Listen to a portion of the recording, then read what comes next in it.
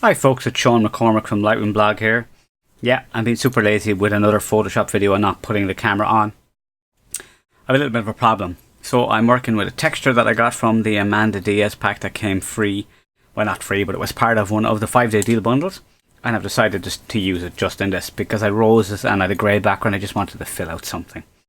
But here's the problem. I want to use this image on social media. So it needs to be 5x4 and it's currently 6x4.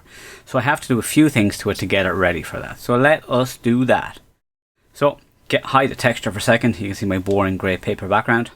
Shot with an octave box and a strip light in the back. So I'm going to come over to my background layer and click on the lock icon, which will turn it into layer 0.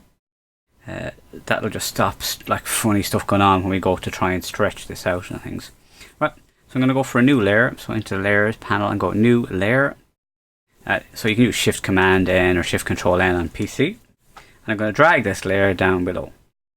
If you shortcut basically there are shortcut keys for doing that as well, but it's just easier to drag it in this instance.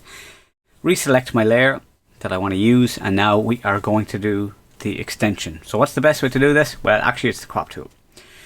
So I have 5x4 already selected because clearly I've done this video about 5 times. Right, I love my little glitch that I saw over here from my card. That's not so good. So hopefully my GPU doesn't start doing really super funny things. So I'm going to bring it up a small bit more. Right, so I'm going to press return and that will basically stretch it out. And so what we've got is we will have bare edges, so it's not trying to fill in anything, which can be a pain in the ass, which you just don't want. Right, so marquee tool next. Oh, did that in the wrong place, didn't go high enough. So I'm just going to go Command minus or Control minus for a second here to get it out.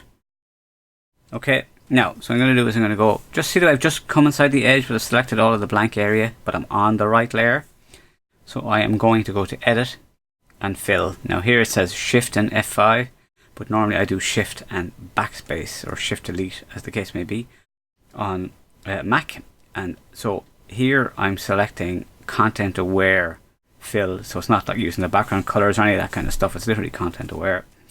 Click OK, and it can be hit or miss, but in this case it just happens to really work. And see the way it's following the line of the dress, so it looks like it's really natural.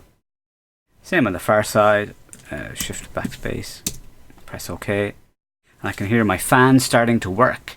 So the combination of doing this work and recording at the same time is working hard. So Command or Control D then to deselect.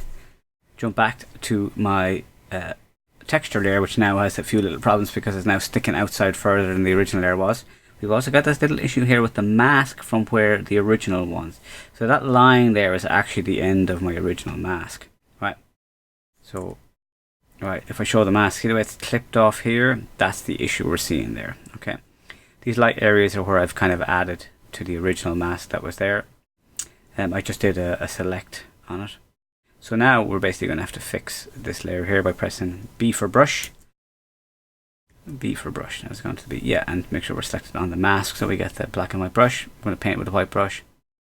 50%. We could actually do more, but actually what I need to do here first is select the actual texture.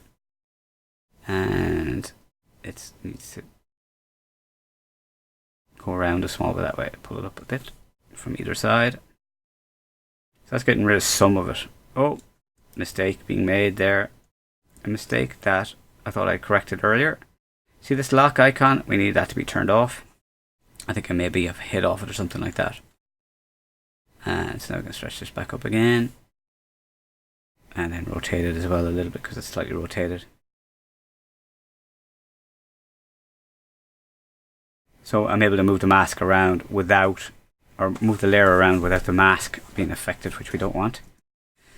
Okay, and now we're going to come into the mask here with a brush, B for brush, and we're literally just going to paint in here to get rid of that horrible line. And the same over this side as well. And there goes my fans again. So that's pretty much it. So that is now pretty much ready for social media. Oh, I tell a lie because I've just noticed that we need to bring it over here a slight bit. Make sure it's just inside there. Okay. Yeah, alright, that's better.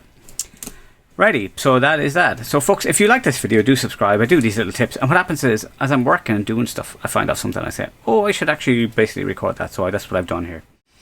We'll be doing more proper full videos where it's intentional rather than just something as a short tip. So do subscribe. Yes, things are ongoing with my wife, so I will talk about that again. But not for now. I will leave you to it, and thank you for watching.